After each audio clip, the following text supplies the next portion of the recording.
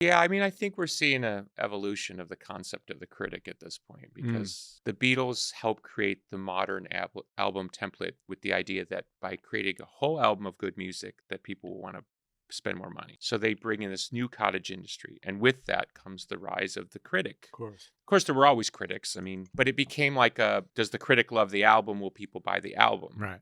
And success became less of a metric because before it was always about success, particularly in rock and roll. So we've had, 50 something years of guys sitting around, usually guys with beards. And I think we've seen now it became such a thing almost to the point of anti-capitalist, like only the non-capitalist thing is good, which of course is a kind of a ruse.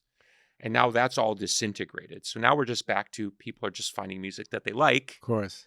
The debate about pure capitalism is how could a band that did Kiss's top 10 all-time rock bands, gazillion records, Yeah. sold tickets forever.